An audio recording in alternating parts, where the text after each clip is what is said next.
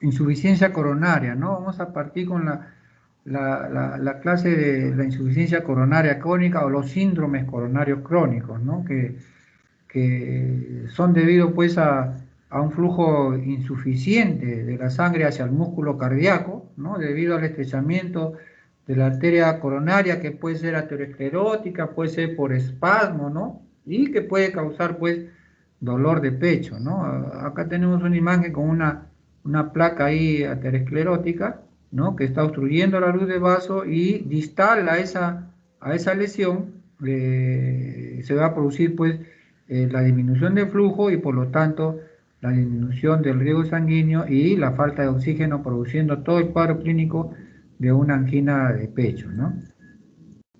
Entonces, esta definición, ¿no? de flujo insuficiente del músculo cardíaco, debido al estrechamiento de la arteria coronaria, ¿no? Por un ateroma, ¿no? O espasmo, puede causar dolor de pecho debido a la isquemia miocárdica.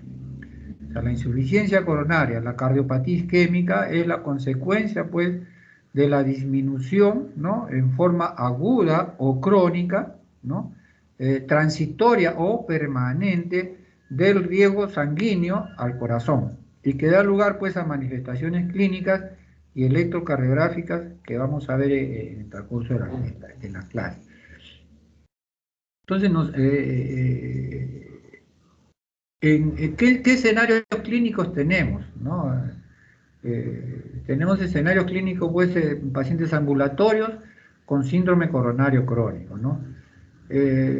Sospecha, pues, de enfermedad arterial coronaria, ¿no? Y síntomas de angina estable y o disnea, ¿no? Es un escenario clínico.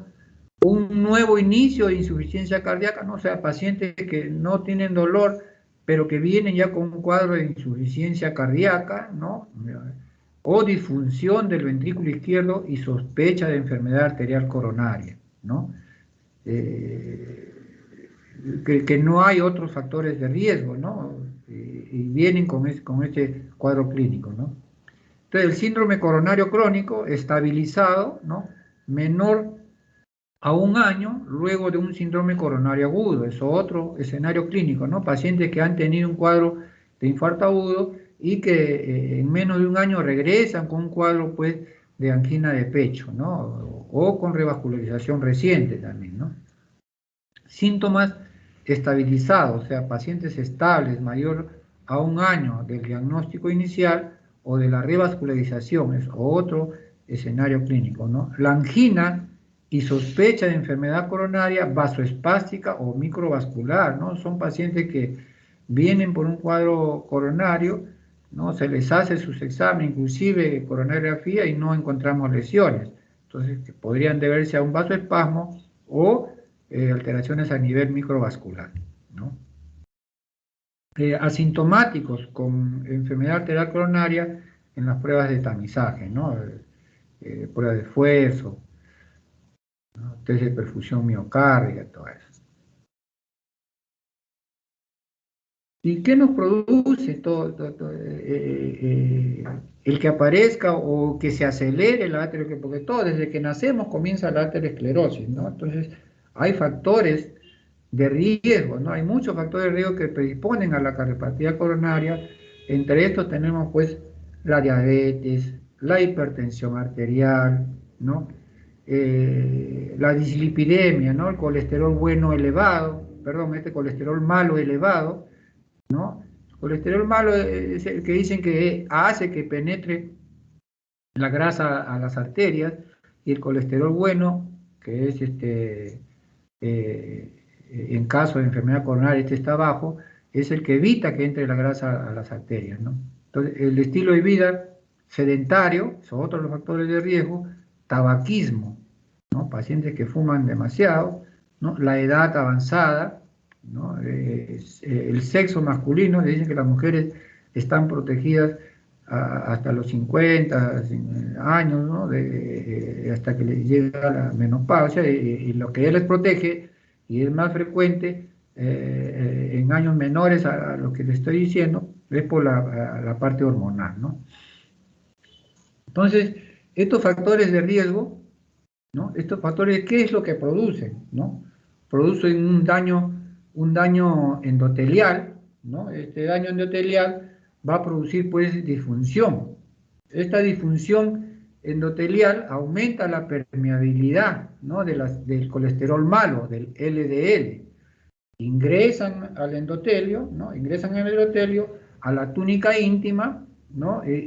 Donde las LDL, es el colesterol malo, se oxidan, ¿no? El colesterol malo se oxidan y esto va a producir pues una disfunción del endotelial, ¿no? Las LDL que se oxidan se vuelven pues tóxicas, ¿no? Se vuelven tóxicas al ingresar a la túnica íntima, pierden contacto con las sustancias antioxidantes. O sea, mientras que están en el torrente sanguíneo, los que nos protegen son los antioxidantes que tenemos en el torrente sanguíneo. Pero una vez que ingresan a la túnica íntima, esas LDL se oxidan, ¿no? Por la pérdida de contacto con estas sustancias antioxidantes. ¿Y esto qué produce? Produce una disfunción endotelial, ¿no? Produce una disfunción endotelial, ¿no? La superficie, pues, se vuelve, pues, protrombótica, ¿no? La superficie endotelial se vuelve protrombótica y proinflamatoria, ¿no? Permitiendo o aumentando, ¿no? La adhesión de leucocitos, ¿no? Y de las plaquetas que van a producir más disfunción endotelial, ¿no? Y esta disfunción endotelial estimula pues la respuesta inflamatoria, ¿no? Mediada pues por monocitos y linfocitos T, ¿no? Se adhieren a la superficie endotelial disfuncionante e ingresan a la pared vascular, ¿no? Ingresan a la pared vascular. Al ingresar ya estos a la pared vascular, los monocitos se activan y se transforman pues en macrófagos, ¿no? Se activan y se forman en macrófagos. Estos se transforman y fagocitan las LDL oxidadas, ¿no? Las LDL, ¿no? Colesterol malo, y se transforman en células espumosas, ¿no? Se transforman en células, después sufren apoptosis, liberando pues partículas de colesterol en la túnica íntima de las arterias, y esto aumenta aún más la respuesta inflamatoria y la disfunción endotelial, ¿no? Todo el proceso inflamatorio y que produce pues mayor disfunción endotelial. Y en la túnica íntima pues vamos a tener las LDL oxidadas, vamos a tener células inflamatorias, ¿no? Como linfocitos, macrófagos, células espumosas, detritus, cristales de colesterol, ¿no? Todo esto que se queda en la túnica íntima, ¿no? Las LDL, las células inflamatorias, los linfocitos, macrófagos, células espumosas, ¿no? Cristales de colesterol, es lo que forma la estría grasa, ¿no? La estría grasa, la famosa estría grasa que no es sobrelevada, o sea, ahí no hay todavía elevación del endotelio, o sea, no va a ocurrir todavía la luz, ¿no? Entonces, esta estría grasa, ¿no? Que se forma en la túnica íntima, va a dar lugar pues a la estimulación y a la migración de células musculares lisas, ¿no? Que estaban en la túnica media de las arterias y que pierden su capacidad de contraerse, ¿no? Esas células musculares se separan de otra y migran a la túnica media, ¿no? De la túnica media a la túnica íntima, y se transforman en células con capacidad pues de producir y depositar colágeno, ¿no? Comienzan pues a provocar ya una sobreelevación de la pared arterial, y en este momento es en que se forma la placa de ateroma, ¿no? Cuando ya hay depósito pues de colágeno ya a nivel subendotelial, formándose la placa de ateroma, ¿no? Entonces el colágeno que se empieza a poner encima de estas estrías grasas hace pues que se eleve hacia la luz hacia la luz vascular, y se forma pues la placa de ateroma. O sea, hasta ahí, hasta la formación de la placa de ateroma, ya comienza pues la disminución ya de la luz del vaso, ¿no?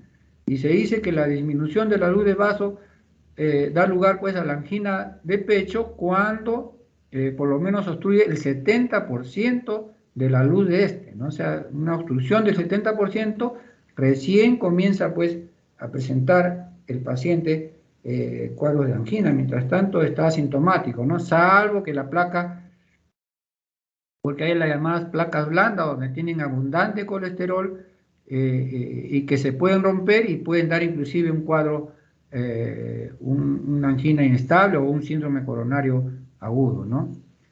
Y nos van a dar un dolor característico de la insuficiencia coronaria, ya sea crónica, ¿no? O aguda. Lo que diferencia de una crónica de aguda es la manera como se forma, la intensidad, la duración, ¿no? Nos va a dar lugar a diagnosticar los diferentes tipos de cuadros coronarios. En este caso de la cardiopatía coronaria crónica, ¿no? El dolor es de tipo siempre opresivo, ¿no? Urente, ¿no? ¿Dónde se localiza? Se localiza mayormente en la región retroesternal, ¿no? ¿Dónde se irradia? Se irradia hacia brazos, cuello o mandíbula, ¿no?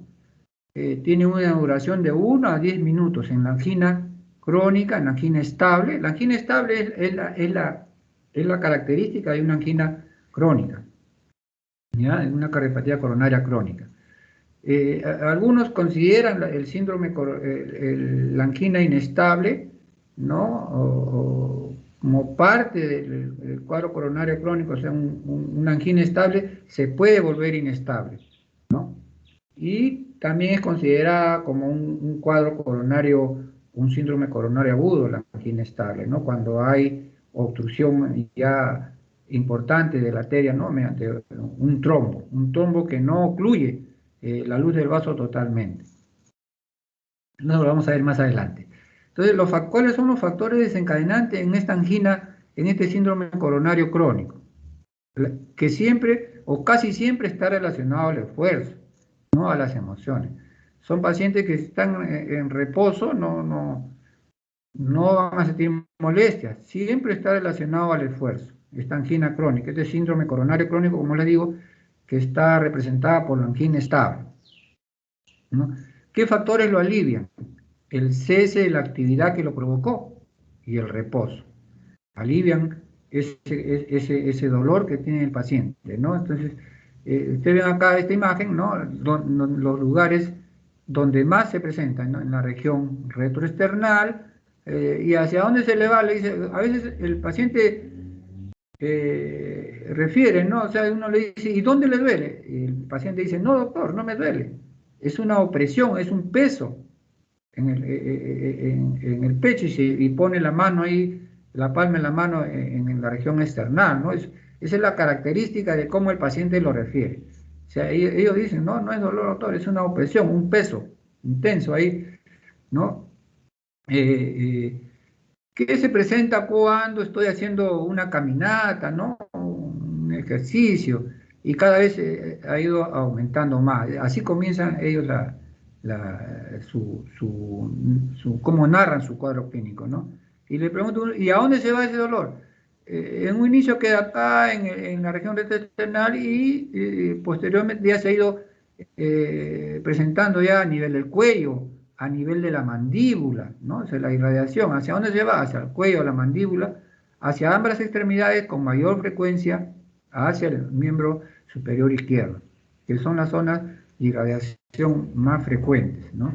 Entonces, estas son las características de un cuadro, de un síndrome coronario crónico, ¿no? De una cardiopatía coronaria crónica, como le digo, que está caracterizado por la angina de pecho estable, ¿no? Esta angina de pecho estable tiene varias formas, ¿no? Varias formas, ¿no? La insuficiencia coronaria se expresa o manifiesta de diferentes formas, algunas de las cuales pueden coincidir o no en un mismo sujeto, ¿no? Pueden coincidir o no en un mismo sujeto. Las más habituales son la angina de pecho estable, ¿no?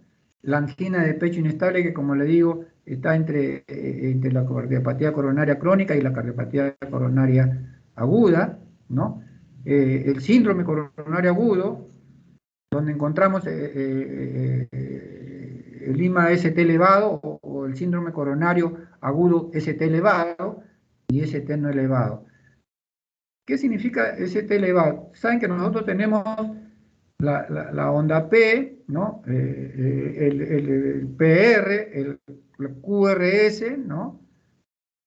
Donde termina la onda S se inicia el segmento ST. Ese es el inicio de la repolarización ventricular, y la onda T viene a ser ya la repolarización ventricular completa, que es donde se altera el electrocardiograma en caso pues de un cuadro coronario agudo. Por eso se habla de infarto miocardio agudo ST elevado y infarto miocardio agudo ST no elevado. Eso vamos a ver imágenes más adelante, ya para que puedan diferenciar uno del otro.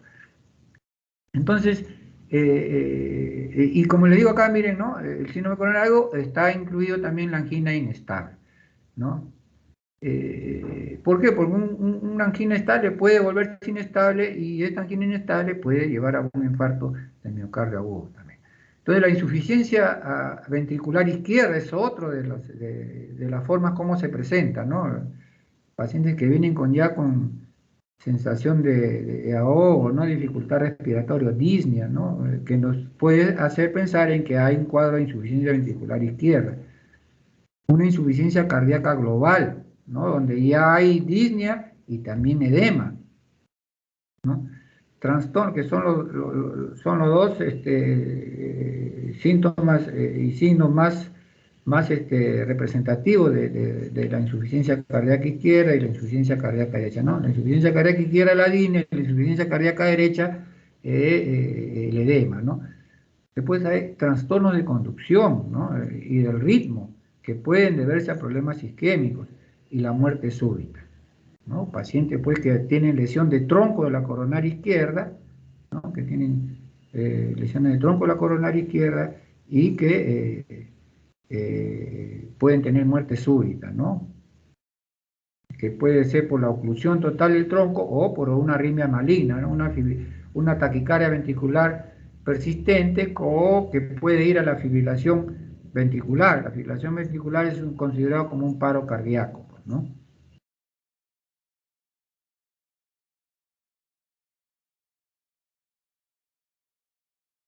Entonces vamos a hablar sobre los tipos de angina que tenemos, ¿no? Los tipos de angina que tenemos. Eh, eh, mm,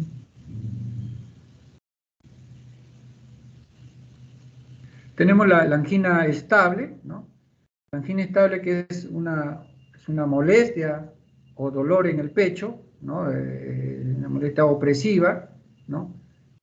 Clásicamente pues ocurre con actividad o estrés, es la característica relacionada al esfuerzo, ¿no? El dolor generalmente comienza en forma lenta y empeora durante unos cuantos minutos antes de desaparecer, ¿no? O sea, el paciente comienza con una forma lenta y si sigue caminando empeora hasta que para y ahí comienza a desaparecer, ¿no? Este tipo de angina estable se alivia rápidamente pues con el reposo y a veces hay necesidad de medicamentos, ¿no? De los nitritos. Muy raro que un paciente con angina estable use medicamentos, salvo que el dolor pues ya le incomode y tenga una duración mayor de 10 minutos, ¿no? Hemos dicho que angina estable, la molestia es entre 1 a 10 minutos. Si se presenta nuevamente, tendrá pues la misma característica que las veces previas. O sea, si es que el paciente pues le dolía cuando caminaba 100 metros o 200 metros, la siguiente vez va a ser similar, ¿no? Cuando camine los 100, 200 metros va a presentar la molestia, ¿no? La opresión retroesternal. ¿Qué pasa con el reposo, ¿no? Es la característica de la angina estable. Pero como les repito, cuando el dolor no pasa y se hace intenso y dura más de 10 minutos, ya estos pacientes usan su nitrito, ¿no? Porque puede llegar a ser ya un cuadro coronario, ¿no? Complicado con la ruptura de una placa. Entonces, esta es la angina estable. Ahora, la angina estable, ¿no? Está dado pues el diagnóstico de esta por como una angina de esfuerzo, ¿no? Que estable, que se realiza por la relación entre el dolor coronario y el ejercicio. O sea, la angina estable está relacionada pues con el ejercicio, ¿no? O sea, el dolor coronario, el dolor anginoso está relacionado con el ejercicio. Entonces se habla de 4 grados, ¿no? Donde la actividad física no causa dolor, ¿no? Este aparece con los esfuerzos extenuantes, ¿no? Cuando corren, cuando hacen ejercicios, ¿no? A grandes distancias, ahí viene un poco la molestia, ¿no? Cuando hay esfuerzos extenuantes. Eso es una angina estable de grado 1. La angina estable grado 2, hay una limitación leve de la actividad física, ¿no? Hay una limitación leve de la actividad física. El grado 3 hay ya una mayor limitación, ¿no? Ya esta menor distancia que comienza a presentar la molestia, ¿no? Es una limitación ya importante, ¿no? De la capacidad funcional. El grado 4, la incapacidad, pues ya hay incapacidad para llevar a cabo cualquier actividad física, ¿no? Esto es similar acá a la clasificación de la severidad de la angina según la Sociedad Canadiense Cardiovascular, ¿no? La clase 1, la clase 2, la clase 3 y la clase 4. Pues en la clase 1, la actividad física normal no causa angina, ¿no? La angina es secundario, pues, a ejercicios extenuantes, rápidos y prolongados, ¿no? En la clase 2 ya hay una ligera limitación de la actividad, una limitación de la actividad normal, ¿no? La angina se presenta al andar o subir escaleras, ¿no? Lo que no era anteriormente, ya comienza a presentarse pues al andar o al subir escaleras rápidamente. Subir cuestas, ¿no? O con el ejercicio, después de las comidas, ¿no? Temperaturas frías, ¿no? Que producen espasmo arterial y disminución de la luz, con estrés emocional, ¿no? O solo durante las primeras horas después de despertarse, es la clase 2, ¿no? En la clase 3 ya hay marcada limitación de la actividad física normal. La angina se presenta pues al caminar 1 o 2 manzanas, ¿no? En llano o un tramo de escaleras a velocidad normal, ¿no? Y en condiciones normales. Y la clase 4 ya hay una incapacidad para realizar cualquier actividad física sin malestar. Es la llamada angina de reposo, ¿no? Ahí se están cambiando la camisa y tienen su angina, ¿no? Entonces, esta es la clasificación de severidad, ¿no? De la angina según la Sociedad Canadiense. Entonces, esto es importante porque a veces pues llegan los pacientes con una actividad clase 3, ¿no? Se les da su tratamiento y pueden pasar a clase 2, ¿no? Y con los respectivos estudios que uno le va haciendo cuando están internados, ¿no? La angina inestable es la más peligrosa, ¿no? Esta es la más peligrosa. Es de aparición reciente, ¿no? O sea, puede estar estable y de un momento a otro se vuelve inestable, ¿no? No sigue un patrón, ¿no? Y puede ocurrir al mínimo esfuerzo o en reposo. No desaparece espontáneamente con el reposo o las medicinas, ¿no? No desaparece, ¿no? A veces se toma un isorbide, toma 2 isorbides y no desaparece. En el tercer isorbide recién comienza a desaparecer, ¿no? Es una señal, pues, que indica que podría ocurrir un infarto. O sea, estos pacientes, como habíamos dicho, la angina estable, perdón, su duración era entre los 1 y 10 minutos. Estos pacientes con angina inestable, ya la duración va entre los 10 y 20 minutos, ¿no? O sea, ya hay más de 10 minutos de dolor y la intensidad también es mayor, ¿no? O sea, tiempo, o sea, duración e intensidad, ¿no? Cuando este dolor de angina inestable, ¿no? Eh, progresa y se hace de mayor intensidad y se hace de mayor duración de 20 minutos, para un paciente pues que tiene de 20 a 30 minutos de dolor, es porque es un paciente que probablemente pueda ir al infarto, ¿no? Se puede sacar, ¿no? El tiempo, ¿no? Un mayor tiempo de 20 minutos es una señal que indica que podría ocurrir o podría estar ocurriendo un infarto, ¿no? Un infarto en poco tiempo, o ya lo tiene en el momento, dependiendo, como le digo, del cuadro clínico.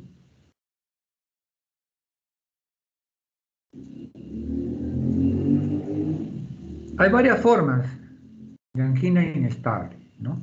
Hay varias formas de angina inestable. La clasificación, ¿no? Las formas de presentación de la angina inestable, tenemos acá la angina de reciente comienzo, ¿no? La angina acelerada o progresiva, ¿no?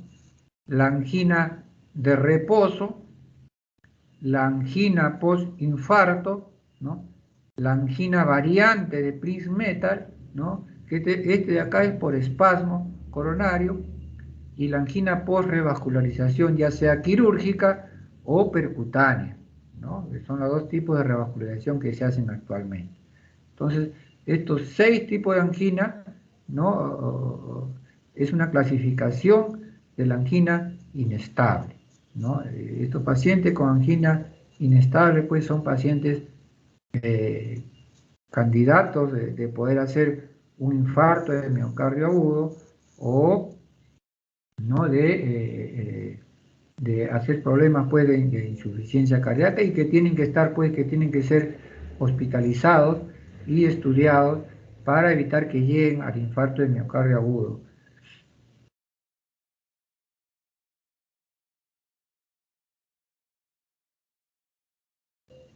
¿Cómo es una angina? ¿Cuándo diagnosticamos una angina acelerada o progresiva, ¿no? Nosotros más le llamamos angina progresiva. Así le llamamos más nosotros, una angina progresiva. Pero también puede ser angina acelerada o progresiva, ¿no?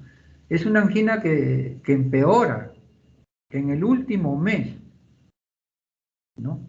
Que empeora en el último mes, empeora en frecuencia, o sea, si antes tenía pues una vez al día o 2 veces al día, ahora tiene 3, 4 veces al día, ¿no? En intensidad. Nosotros medimos la intensidad del 0 al 10, 0 sin dolor, 10 dolor muy intenso, ¿no? Entonces, uno le pregunta al paciente, ¿no? ¿Qué intensidad es del 0? Y le dice, ¿no? Del 0 al 10. Del 0 es no hay dolor y el 10 es un dolor muy intenso. Y ellos dicen, ¿no? A veces dicen 7, a veces dicen 6, a veces dicen 8, otros, que está yendo al infarto, dicen, está en 10, doctor, ¿no? La duración, ¿no? O sea, aumentó, empeoró en frecuencia, en intensidad, en duración, ¿no? O sea, y ya no van a ser 20 minutos, van a ser más de 20 minutos probablemente, ¿no? Umbral de esfuerzo, ¿no? Al mínimo esfuerzo viene la molestia, ¿no? O sea, según una clasificación canadiense de grado 3, grado 4, ¿no? De la Sociedad Canadiense Cardiovascular. Y así es como el paciente se coloca la mano, ¿no? Cuando viene el dolor, ¿no? Cuando está caminando y boom, viene el dolor y la obliga a pararse y se agarra el pecho. Y así es como lo refiere el paciente, ¿no? Cuando va a la consulta, se toca la región central, la región external, para explicar dónde es su dolor y de qué tipo es. La angina de reposo, ¿no? Que es otro tipo de angina inestable. Ya estamos en la angina inestable. Entonces, la angina de reposo ocurre en forma pues espontánea, ¿no? Sin relación aparente con el aumento de la demanda miocárdica. O sea, no es necesario que esté caminando. Puede presentarse estando sentado, estando echado, ¿no? Entonces, por eso ocurre en forma espontánea, sin relación aparente con el aumento de la demanda miocárdica, o sea, con el esfuerzo, ¿no? O sea, todo lo que, cuando hay esfuerzo, hay una demanda miocárdica de oxígeno que no puede ser satisfecha cuando hay una obstrucción de la arteria coronaria importante, ¿no? Entonces, la demanda de oxígeno, su duración es variable, ¿no? Es variable, y en ocasiones los episodios son muy prolongados y pueden aparecer con un infarto, ¿no? O sea, si estos pacientes no son tratados a tiempo, pueden llegar a ser un infarto. Puede ser un infarto de miocardio agudo, ST no elevado, ¿no? O sea, hay obstrucción importante de la arteria por un probable trombo que no ocluye totalmente la luz, pero que hace cambios, ¿no? En el segmento ST no elevado, o sea, el ST se va hacia la parte negativa.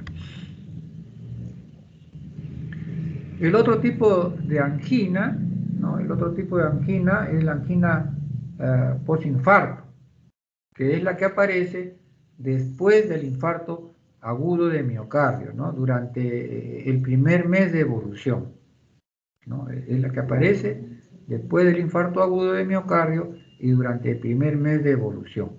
Esa es la angina postinfarto, ¿no? Son pacientes que han sido tratados médicamente, aunque ahora ya todo paciente con infarto agudo pasa por la sala de hemodinámica, ¿no? Para su cateterismo cardíaco y ver cómo está la anatomía coronaria para ver el tipo de tratamiento que va a recibir, ¿no? Más si es una angina posinfarto, ¿no? Hay pacientes que se les trata el cuadro agudo, pero tienen otras lesiones que no se les toca, o sea, se les trata en forma percutánea, ¿no? Con el implante de STEC. Entonces salen a la sala de cuidados intensivos y durante el primer mes pueden inclusive ser dados de alta, pero pueden regresar durante el primer mes con otro cuadro coronario agudo, ¿no? Por obstrucción, ¿no? Por trombosis, porque a veces hay pacientes que no siguen las indicaciones del médico porque tienen que ser pacientes con antiagregación con 2 antiagregantes plaquetarios. Lo que más usamos son la aspirina y el clopidogrel. Ahora hay otros que son más potentes. Entonces, estos pacientes, ¿no? Se les llama así angina postinfarto porque aparece después de un cuadro coronario agudo, ¿no? Durante el primer mes de evolución.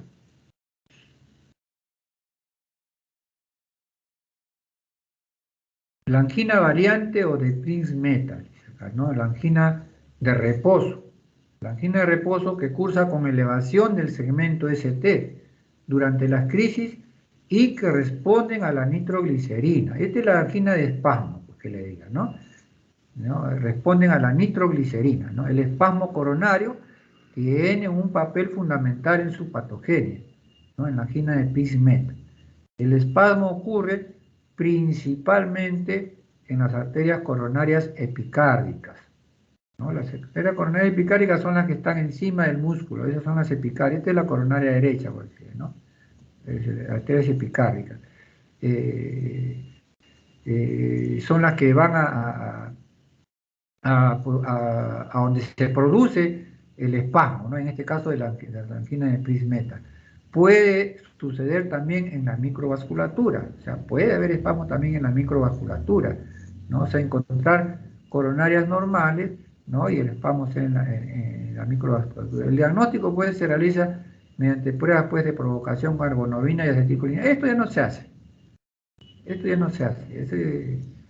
Usamos nitroglicerina durante el procedimiento, antes de hacer la angiografía, ¿no? Y vemos, a veces hacemos la angiografía y vemos que nos parece un espasmo, le ponemos nitroglicerina y ese espasmo se rompe y la arteria pues recupera su flujo normal, ¿no? Ustedes ven acá un electrocardiograma, ¿no? Durante la crisis, miren. Ustedes vean cómo hay cambios a nivel de la derivación D2, de la derivación D3 y ABF. Estos cambios es de la cara inferior, o sea, probablemente una coronaria derecha, ¿no? La cara inferior, ¿no? Entonces estos pacientes son tratados, se les da su nitroglicerina, sus antiespasmódicos coronarios, ¿no? Sus antiespásticos coronarios, y miren ustedes acá, los cambios comienzan a revertir, ¿no? Ya se hace Eso es lo que le decía yo. La línea isoeléctrica es esta que está acá. Esa es la línea isoeléctrica. Esta es la línea isoeléctrica. O sea, todo lo que está por arriba es positivo y todo lo que está por arriba es negativo. O todo lo que está por arriba dicen está elevado y lo que está por abajo no elevado, ¿no? Hablando de los sigma ST elevados y los sigma ST no elevados, ¿no? Entonces, mire usted ya con los nitritos, estos pacientes revierten, pues, ¿no? Revierten. Hay pacientes ¿cómo se llama? Que a veces uno por más nitrito que le ponga, el espasmo se acentúa más y los puede llevar, pues, al infarto de miocardio, ¿no? Entonces, estos son cambios que se producen entonces en la quina variante de Prince-Metal. Estos pacientes van a sala de hemodinámica, ¿no? Hay pacientes, sobre todo en las mujeres, después de una discusión, de un estrés, donde hay una gran descarga pues, de adrenalina, todo eso, que les produce espasmos prolongados.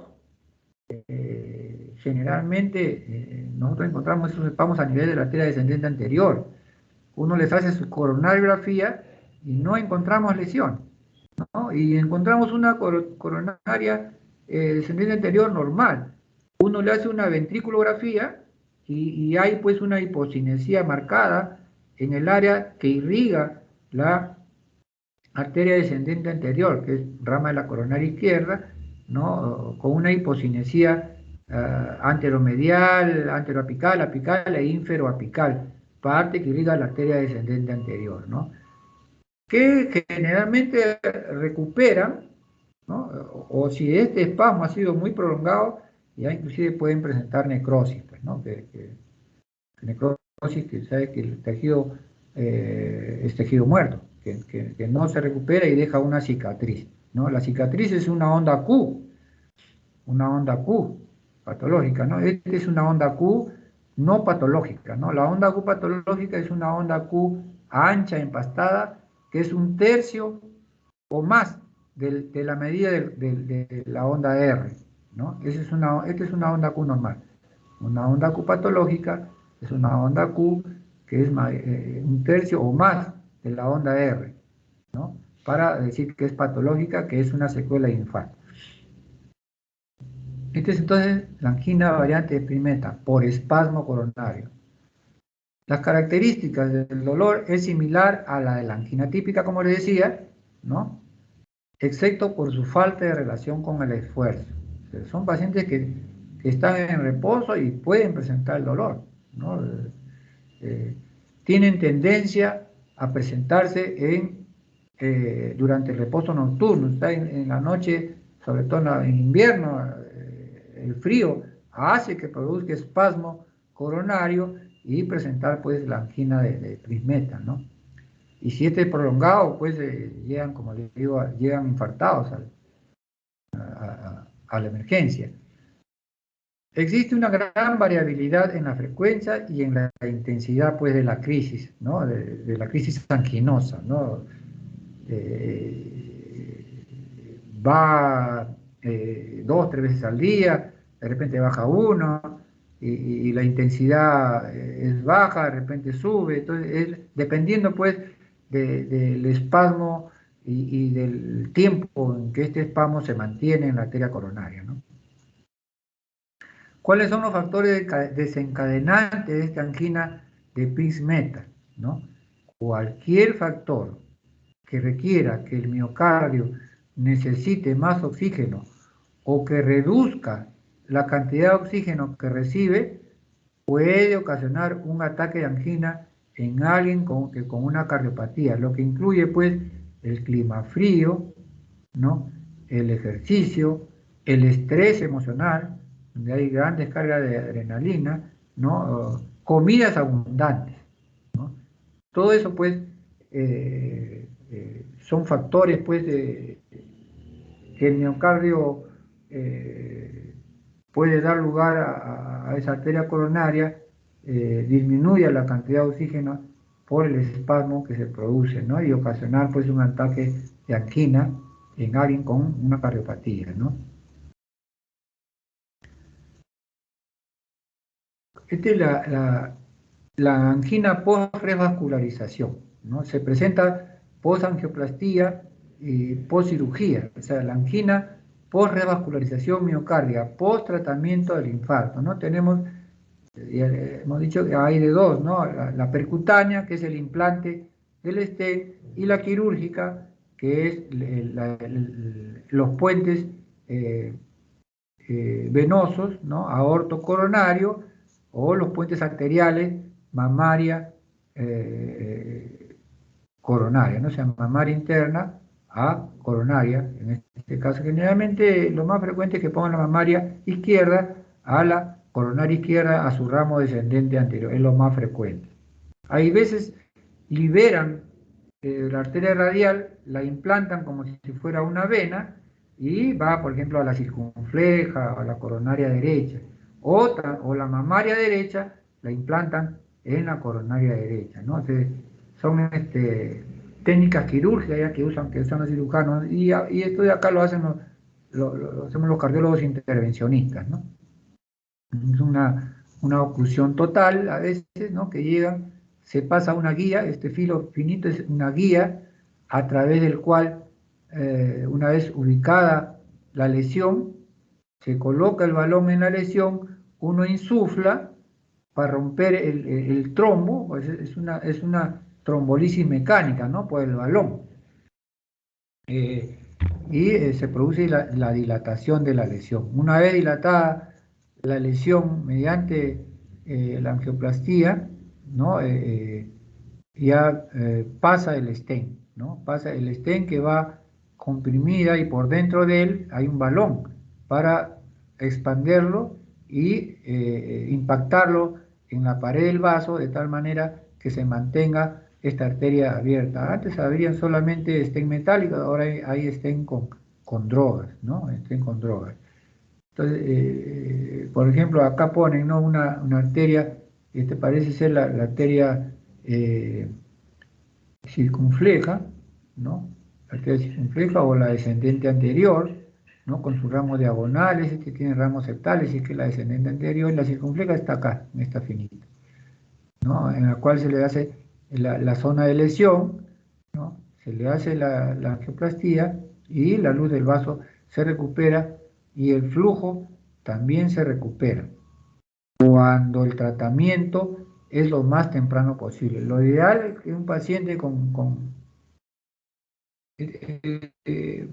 acá estamos hablando pues de una angioplastía en pacientes pues coronarios crónicos que se hace, ¿no? Pero un paciente coronario agudo, que lo vamos a ver mañana, estos pacientes pues tienen alto porcentaje de trombo, que a veces migra a la parte distal y obstruye los vasos y el flujo a veces no se recupera, ¿no? En la angina estable o en la angina inestable, sin un trombo oclusivo, puede hacerse esto con más tranquilidad, con más facilidad. Este es según la angina inestable, según la clasificación de Brandwall, ¿no? Tenemos la clase 1, clase 2, clase 3. En la clase 1, la angina dice no es de reposo, ¿no? Es una angina de reciente comienzo, ¿no? Severa o acelerada, ¿no? La clase 2 es una angina ya de reposo, con episodio de hace más de 48 horas, o sea, de 2 días de evolución y menor de un mes. La clase 3 es una angina de reposo con un episodio menor de 48 horas, ¿no?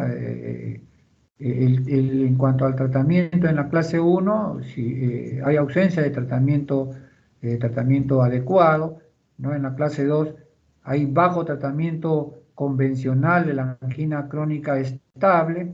En la clase 3, con una terapéutica máxima, incluyendo pues nitroglicerina endovenosa, ¿no? Cuando estos pacientes llegan con un cuadro coronario clase 3, según la clasificación de Brandwall.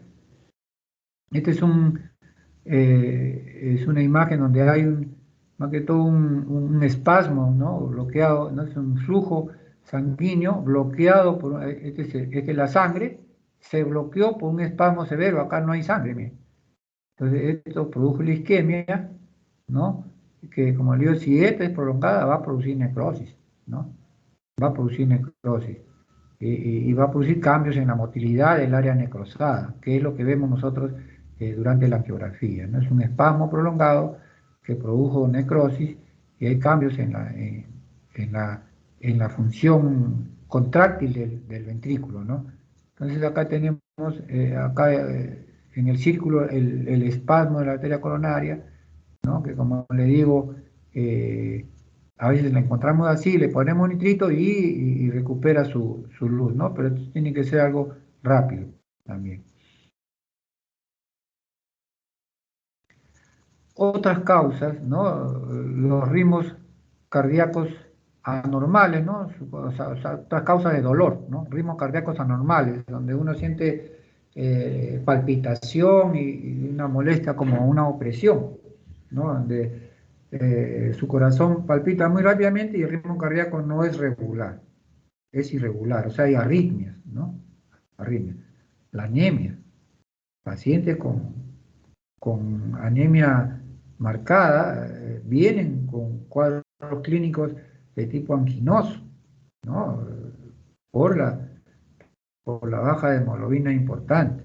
Hay pacientes que llegan con 3, 4 de hemoglobina, no sé cómo vienen esos pacientes, son anemias crónicas. Un paciente para llegar con esa hemoglobina y caminando es porque es una anemia crónica, que uno tiene que estudiar, ¿no? Para mejorarlo y de esa forma el cuadro clínico anquinoso va a desaparecer.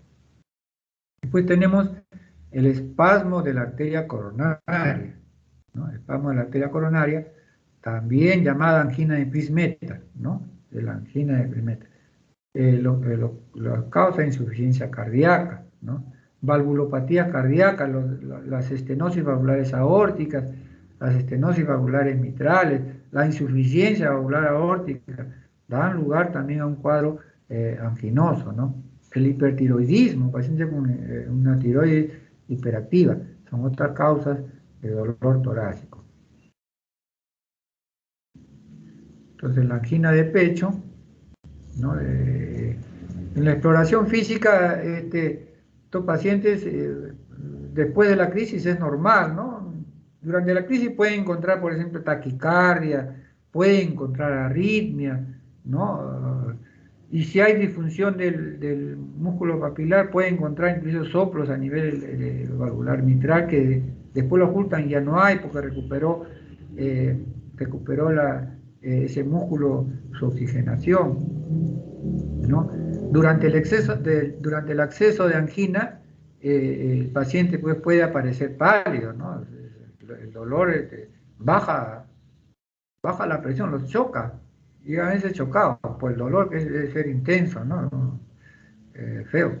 Vienen diaforéticos, ¿no? Pálidos, sudorosos, ¿no?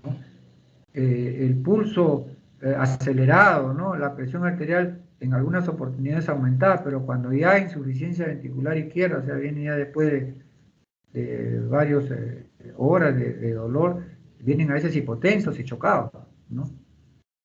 Hay un doble impulso apical, ¿no? Hay desdoblamiento, puede haber desdoblamiento del segundo ruido, ¿no? La ocultación puede ser normal, ¿no? O haber la presencia de un cuarto ruido ya que nos indica de que hay un aumento de la presión a nivel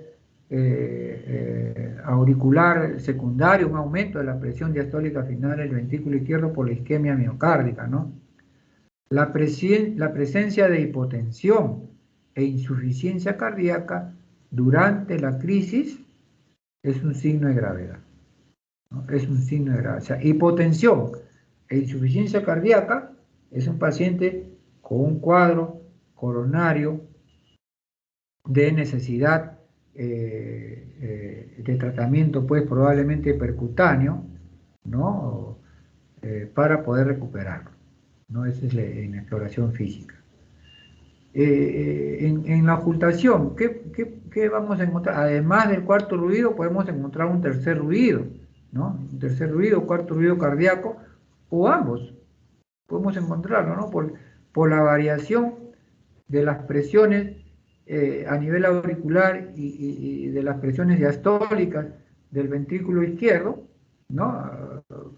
para darnos pues un tercer ruido, ¿no? Un tercer ruido, vamos a encontrar un ritmo de galope, ¿no? Taquicárdicos con ritmo de galope, producido por el tercer ruido y un cuarto ruido. Podemos encontrar al examen físico estertores en la base de los pulmones. Estos estertores húmedos que se presentan en la base de los pulmones es un signo, pues, de que hay congestión pulmonar, ¿no? Hay congestión pulmonar, hay presencia de líquido a nivel alveolar, que es lo que produce los estertores crepitantes, ¿no? Los crepitantes finos, que se van a presentar durante la inspiración. Ustedes hacen inspirar al paciente y van a escuchar ahí el ruido como si fuera un frote fino del pelo, ¿no? Durante la inspiración, ¿no? Van a encontrar estos estertores finos en ambas bases, porque la congestión comienza en las bases de ambos campos pulmonares, ¿no? No solamente uno, en ambos campos pulmonares, si no, ya es otra la causa de su molestia. Entonces, en una descompensación cardíaca hay pues insuficiencia ventricular izquierda, y esa insuficiencia ventricular izquierda va a producir pues aumento de la presión diastólica final del ventrículo izquierdo, aumento de la presión en forma retrógrada, aumento de la presión de la aurícula izquierda, que tiene que vaciar su contenido durante la fase diastólica, en la cual la presión diastólica del ventrículo izquierdo está elevada, tiene que elevar la presión la aurícula izquierda, eso aumenta la presión de las venas pulmonares y eso aumenta la presión venocapilar pulmonar, que da lugar pues a la congestión pulmonar, ¿no? Podemos encontrar también un soplo sistólico en el vértice, ¿no? De insuficiencia valvular mitral. Entonces, ¿y esto por qué? Porque puede haber compromiso del aparato subvalvular. El aparato subvalvular, tanto mitral y tricuspídeo, está dado pues por las cuerdas tendíneas y el músculo papilar, ¿no? Y el músculo papilar. Esas cuerdas tendíneas durante un cuadro coronario o ese músculo papilar puede necrosarse y romperse las cuerdas tendíneas, cuya función pues es abrir las válvulas, sobre todo, ¿no? Y la diferencia de presiones las cierra, ¿no? Entonces, si falla eso, no hay ningún control y hay regurgitación valvular mitral. Durante la sístole ventricular, ustedes van a encontrar un soplo holosistólico a nivel del vértice, a nivel del ápex, ¿no? A nivel del foco mitral, que se irradia hacia la región axilar. Podemos encontrar roce pericárdico, o sea, el frote pericárdico, porque en el área infartada hay un proceso inflamatorio, ¿no? Un proceso inflamatorio que compromete el pericardio, ¿no? Que compromete el pericardio, y podemos encontrar un frote pericárdico, ¿no? Por el cuadro inflamatorio. Entonces, esto es lo que podemos encontrar nosotros en un paciente pues con un cuadro coronario, ¿no? Tercer o cuarto ruido, crepitantes en bases campopulmonares, un soplo sistólico por insuficiencia valvular mitral secundario a la ruptura de las cuerdas tendíneas o de la disfunción del músculo papilar, y un frote pericárdico producto de la zona infartada que está inflamada.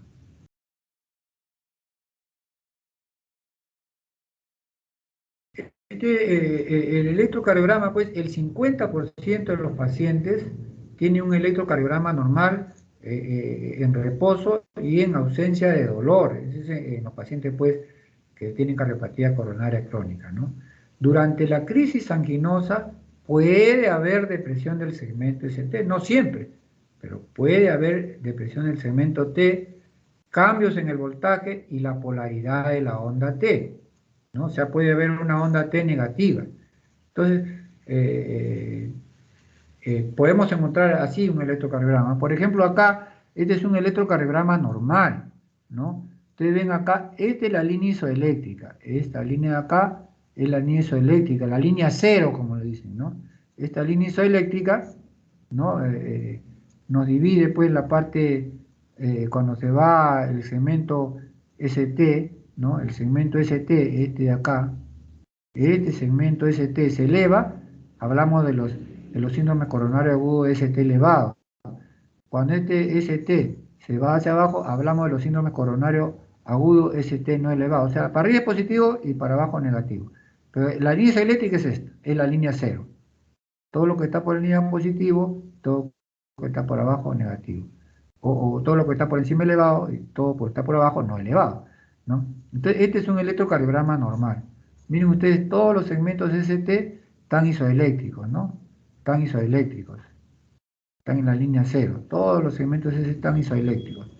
Entonces, acá no hay cambios de tipo isquémico. Las ondas T son positivas, ¿no? La única derivación de todos los complejos son negativos es en ABR, ese es por vectores, ¿verdad? Entonces, estos son los pacientes que vienen pues por un cuadro de dolor torácico, ¿no?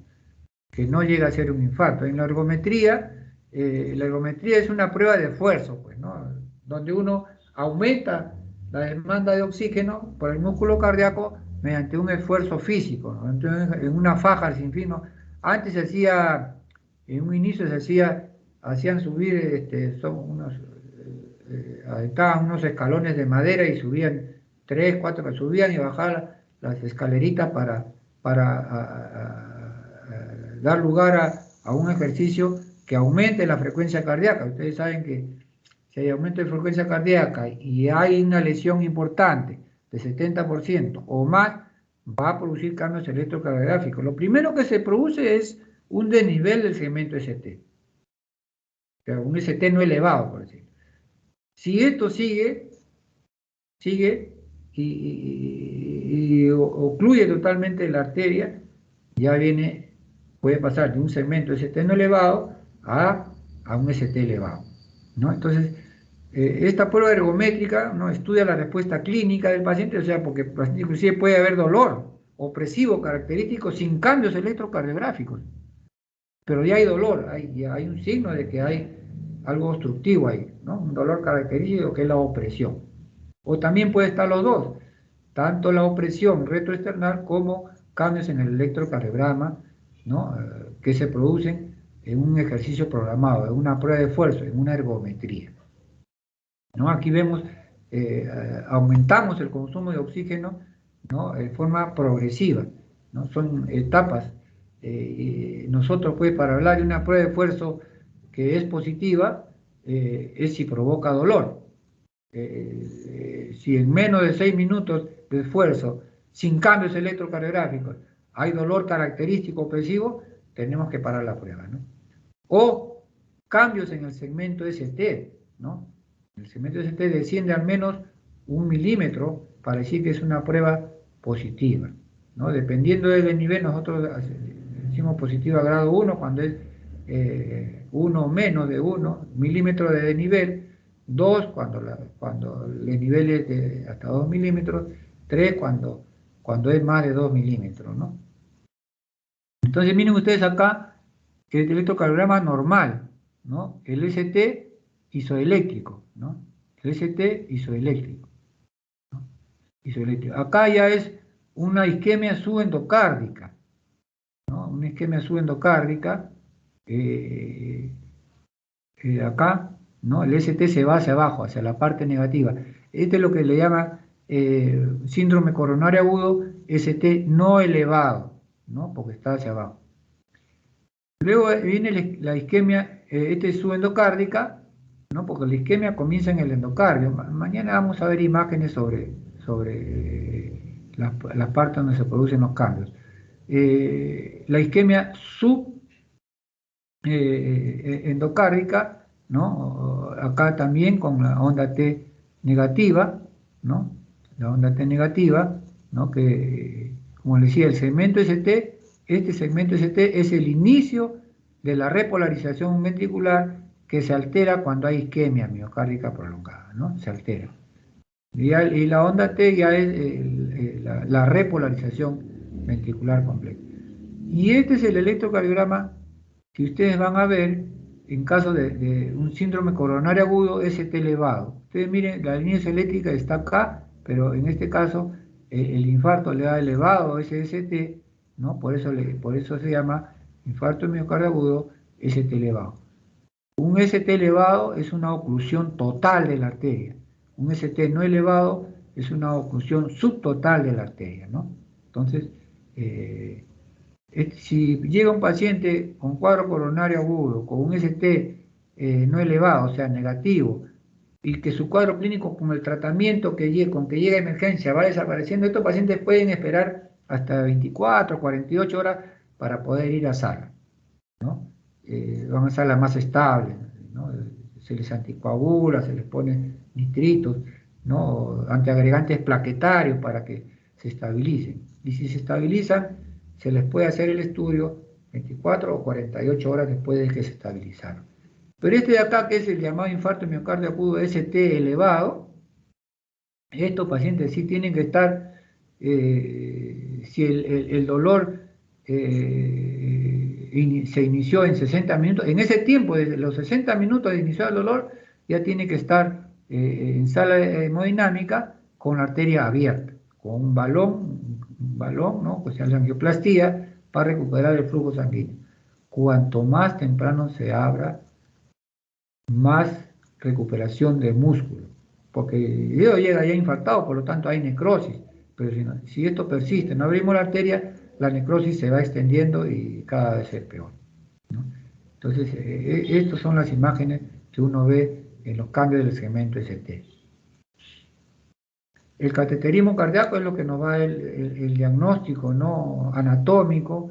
Ahora pues se hace las resonancias, test de perfusión, ¿no? Ahora hay bastante estudios de imagen para evaluar las arterias coronarias, para evaluar los grandes vasos, para evaluar inclusive las funciones ventricular derecha, izquierda, ¿no?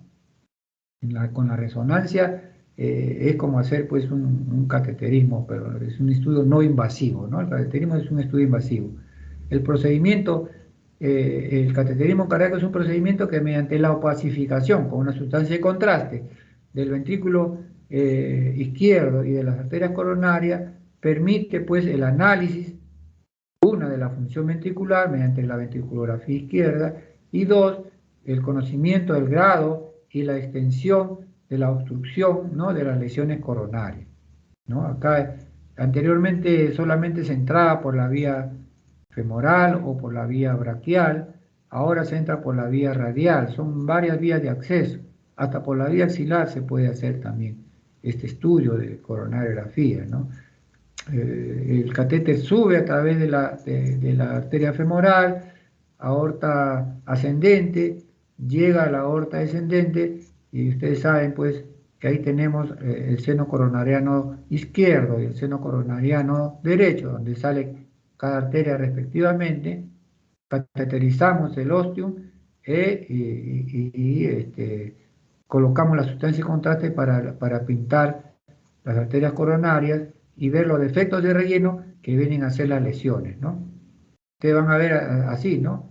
La obstrucción, como les decía, es una guía a través del cual va el balón para poder romper ese trombo formado ahí y poder recuperar la luz del vaso y poder recuperar el flujo sanguíneo.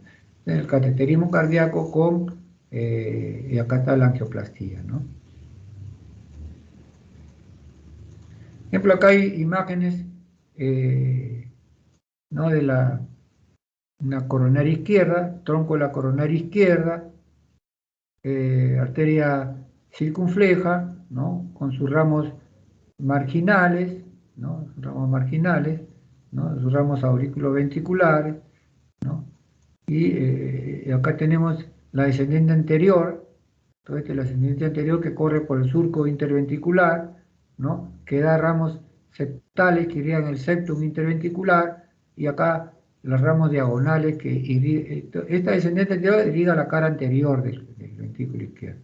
Y acá las diagonales, que son ramos de esta descendente anterior, irrigan parte de la cara lateral del ventrículo izquierdo. Entonces, y ustedes ven acá la lesión que se encuentra en el tercio proximal para medio, ¿no? Una lesión, ustedes ven ahí un cuello ahí que aprieta la arteria, la luz del vaso, y acá es donde uno tiene que tratar y poner el stent, ¿no? Son las diferentes proyecciones que uno tiene. Esta es arteria coronaria. Esta es una proyección oblicua, oblicua con caudal derecha. Esta es una coronariografía en la cual se ve pues una craneal izquierda, ¿no? Esta es la coronaria derecha que está libre de lesiones ateromatosas, y esta es la otra coronaria, la otra proyección, ¿no?, de la coronaria derecha. Esta es una oblicua derecha, esta es una oblicua izquierda y esta es una oblicua derecha. Ya la angioplastia, de la cual hemos hablado, ¿no?, en placas, puede ser que en placas que son estables, pero que producen cuadro anginoso, ¿no?, que limita físicamente al paciente, ¿no? Son lesiones que todavía no tienen accidente de placa, pero que ya se tratan antes de que se produzca ese accidente de placa, antes de que produzca pues un infarto de miocardio, ¿no? En el electrocardiograma, pues ya hemos visto, ¿no?, la mayoría presenta alteraciones de la repolarización, ¿no? Ya hemos visto que la repolarización, el inicio está en el segmento ST, o sea, al final de la onda S comienza el segmento ST y en la onda T, ¿no? Ese es los cambios que hay en el electrocardiograma, ¿no? Alteraciones de la repolarización tanto en ausencia como en presencia del dolor. O sea, no es necesario, hay isquemias silentes, ¿no? Hay isquemias silentes, el paciente no tiene dolor, pero hay cambios de tipo isquémicos en el electrocardiograma, ¿no? Entonces, eso es importante también tener en cuenta. Hemos dicho, la coronariografía está indicada en los pacientes, a excepción de pacientes con angina de reciente inicio, ¿no? Estos pacientes primero los estabilizan y luego van al estudio de la sala hemodinámica para la coronariografía. Se debe realizar después de los primeros días y cuando el dolor se haya controlado. O sea, cuando el paciente ya está asintomático, estos pacientes van a sala de hemodinámica para hacerle la coronariografía. Un tercio de estos pacientes presentan pues lesiones en una sola arteria cuando son angina estables, ¿no? Cuando son angina estables, generalmente es una sola arteria. Hay pacientes que tienen 2, 3 arterias, ¿no? Y de las cuales hay una que está bien enferma, con una obstrucción mayor del 70%. Hay lesiones suboclusivas, ¿no?, que pueden cerrarse en cualquier momento. El 10% de estos pacientes con angina son angiográficamente normales, ¿no?, porque puede deberse a espasmos coronarios, ¿no? El 15% de lesiones en el tronco común, en el tronco de la coronaria izquierda, estos pacientes son candidatos a cirugía, ¿no?, al implante de bypass, que ahora también se está tratando lesiones de tronco severas, inclusive con bifurcación, o sea, que compromete el origen de la arteria descendente anterior o que compromete el origen de la arteria circunfleja. Se están tratando ahora percutáneamente también, ¿no? Pero uno tiene que valorar riesgo-beneficio. Hay pacientes que vienen, por ejemplo, hay pacientes que están haciendo su prueba de esfuerzo y de repente comienza un dolor intenso con cambios electrocardiográficos importantes, que el paciente se hipotensa, y estos tienen que ir pues inmediatamente a la sala hemodinámica. Nosotros ya hemos visto casos ahí en el hospital porque un paciente con angina inestable está contraindicada la prueba de esfuerzo. Está contraindicada porque son pacientes, pues su mismo nombre lo dice, son pacientes inestables, ¿no?, que tienen dolor al mínimo esfuerzo, que tienen dolores más de 10 a 20, de 10 y 20 minutos de dolor, ¿no?, que son dolores intensos. Entonces, a esos pacientes que se les hace el diagnóstico clínico de angina inestable, no se les hace prueba de esfuerzo, ¿no? Estos pacientes pueden ir inclusive prepararse e ir de frente a la coronariografía. Bueno, como le digo, ahora ya hay la resonancia donde Una resonancia de arterias coronarias es como hacer un cateterismo ahora, ¿no? Son imágenes bien nítidas y que puede uno ya llevarlo de frente a la sala para su procedimiento. Esta es la diferenciación de una placa estable, ¿no? Esta es la elevación, como le digo, ya del endotelio, ¿no? Ocluyendo la luz del vaso, ¿no? Acá está el ateroma, y ya está disminuyendo la luz del vaso, ¿no? Hay como migración de las células musculares hacia el endotelio, pero ustedes ven acá el endotelio no está comprometido, no está roto, ¿no? Esta es una placa estable de la angina estable. O sea, pero esta placa se puede complicar, ¿no? Por todos los factores de riesgo que él tiene. Una crisis hipertensiva puede romper esta placa, ¿no? Esta placa se rompe y se genera, pues, todo el proceso de coagulación con la formación del trombo, ¿no? Ocluyendo la luz del vaso. Ocluye totalmente la luz del vaso o en forma subtotal, ¿no? O en forma subtotal para producir pues una angina de pecho inestable, ¿no? O un síndrome coronario agudo ST no elevado, y si se ocluye totalmente, un síndrome coronario agudo ST elevado que mañana vamos a tocar, mañana vamos a ver. Hemos visto la coronariografía, ¿no? La proergonovina ya no hacemos esto, ya la ergonovina. El pronóstico depende fundamentalmente del estado del árbol coronario, ¿no? La incidencia del 15 a 20% de realizar infarto y muerte, estos pacientes responden bien a los nitritos.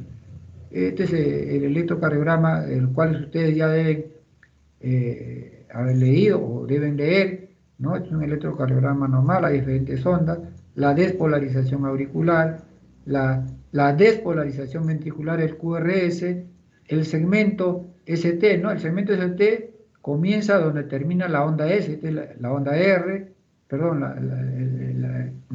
la onda Q, R y la S, ¿no? Donde termina la onda S comienza el segmento ST hasta antes del inicio de la onda T, de la onda P, ¿no? De la onda T, T de T, ¿no? Inicio de la repolarización ventricular, acá es donde se hacen los cambios isquémicos en los cuadros coronarios agudos, ST elevado se va hacia arriba y ST no elevado se va hacia abajo, ¿no? En este segmento del inicio de la repolarización ventricular, ¿no? El segmento y la onda T, ¿no? Que es la repolarización ventricular, igual que la onda U. Esta onda U en algunos electrocardiogramas sale, ¿no? Generalmente sale solamente la onda T. En algunos se ve bien bonito la onda T.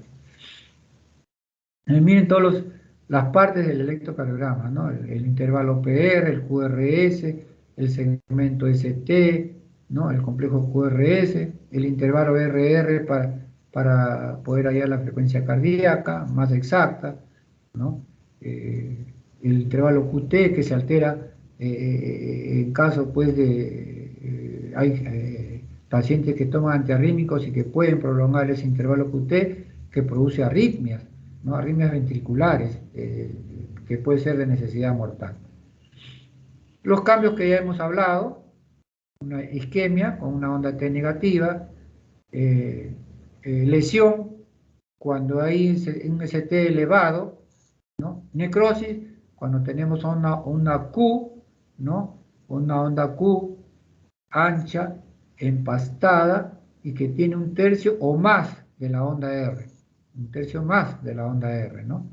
Son los electrocardiogramas que ustedes van a ver en caso de cardiopatía isquémica.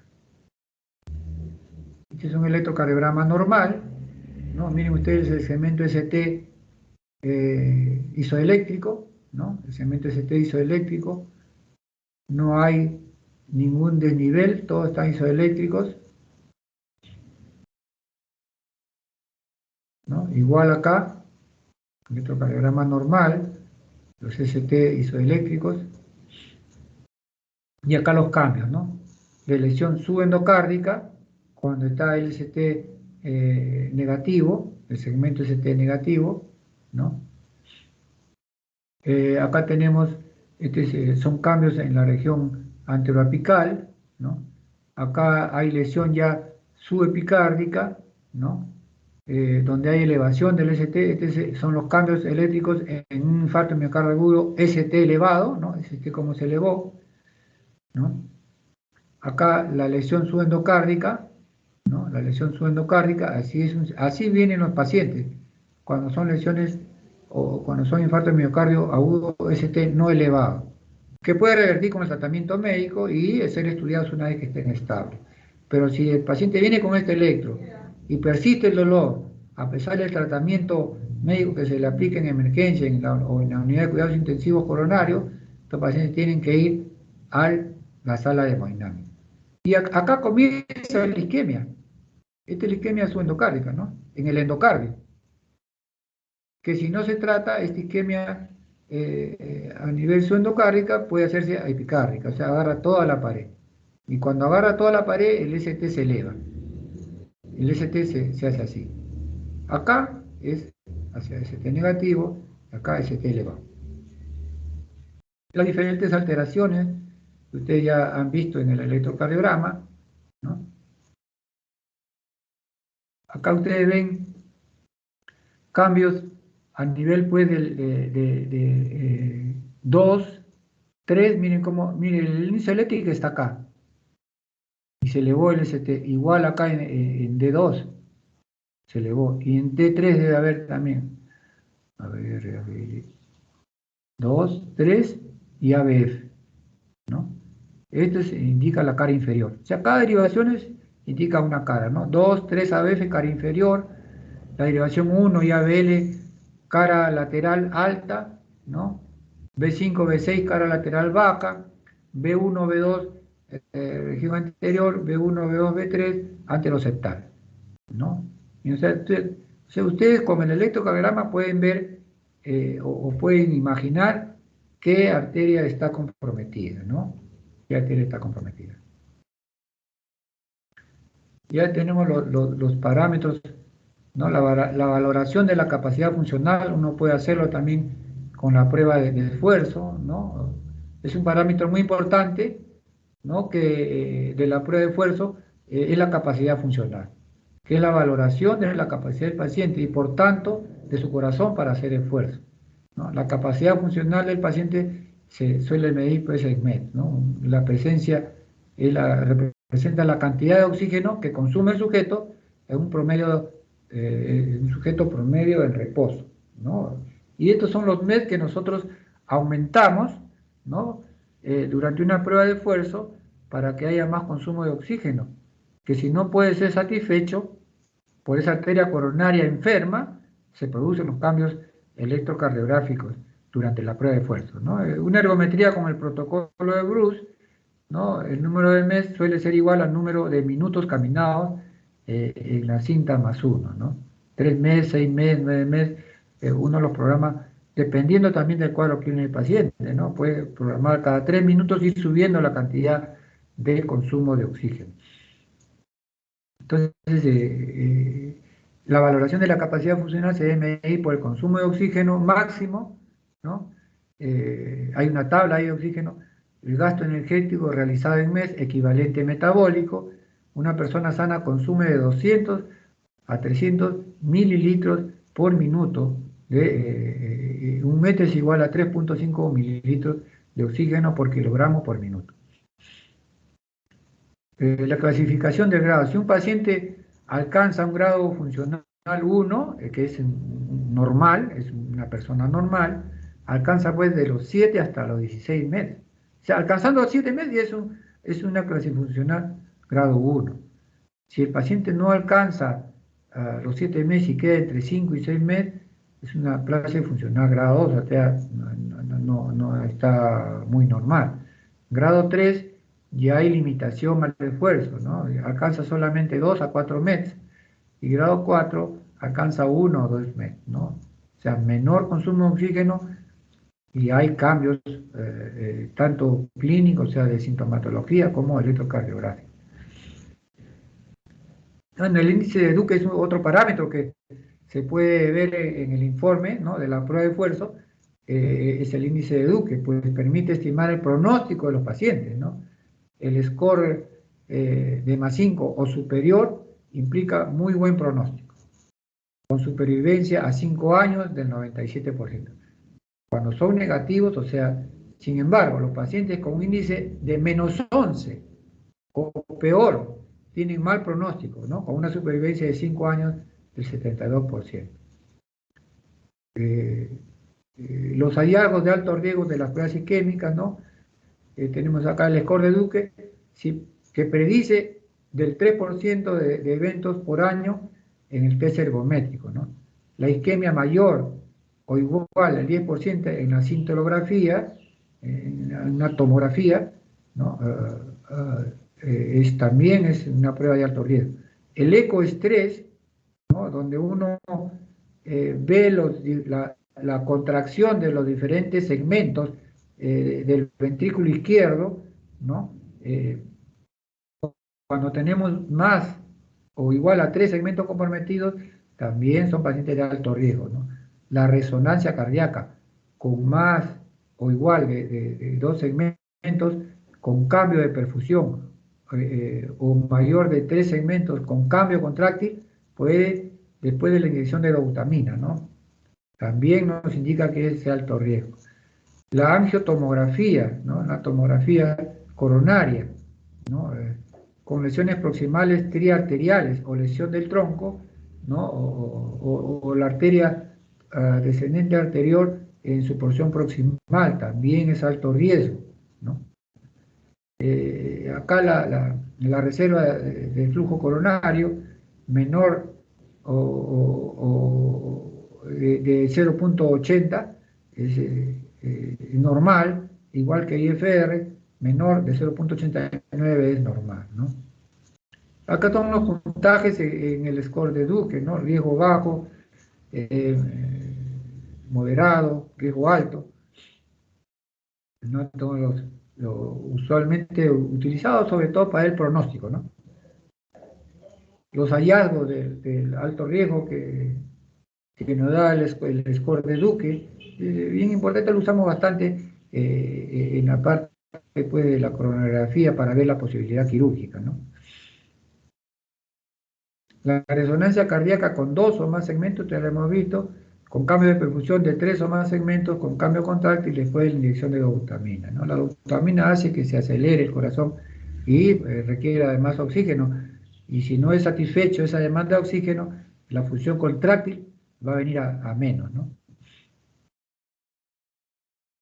La reserva coronaria es el aumento del potencial del flujo coronario como resultado de la vasodilatación de las arterias intramiocárdicas. Eso vamos a verlo mañana con imágenes, ¿ya?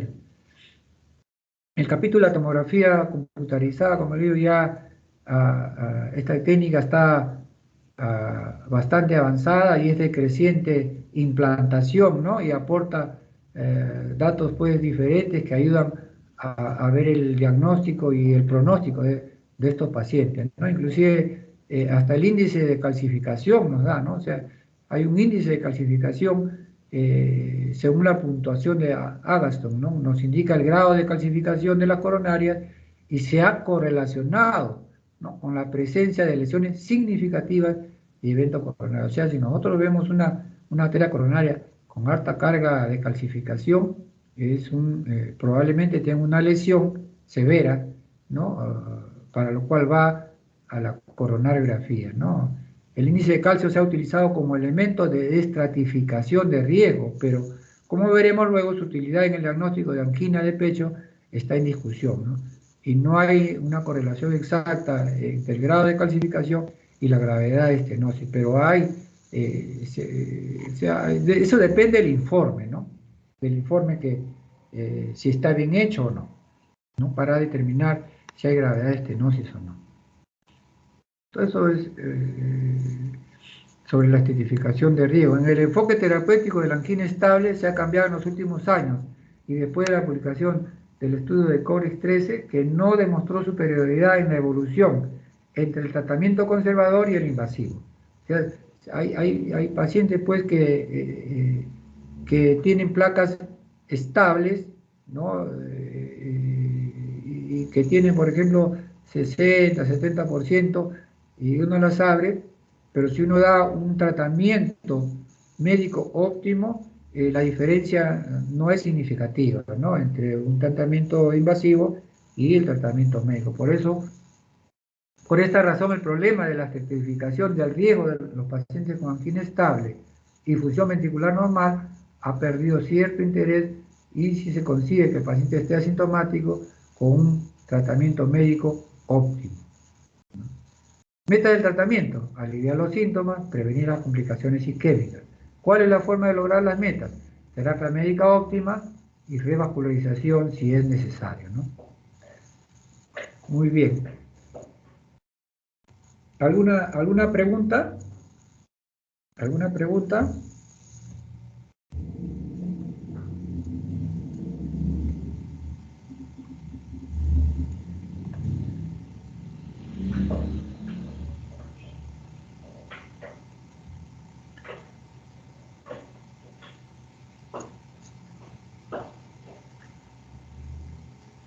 ¿Alguna pregunta? Paola, ¿alguna pregunta?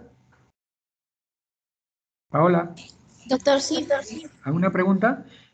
Todo claro hasta el momento, doctor. Entonces, mañana hacemos pues de 6:30 a 8 la parte de síndrome coronario agudo, ese que elevado y no elevado, ¿ya? Sí, doctor. Entonces, Ya está programado. nos estamos escuchando mañana. Ya, cuídense, estudien, ¿ya? Hasta luego. Gracias, doctor.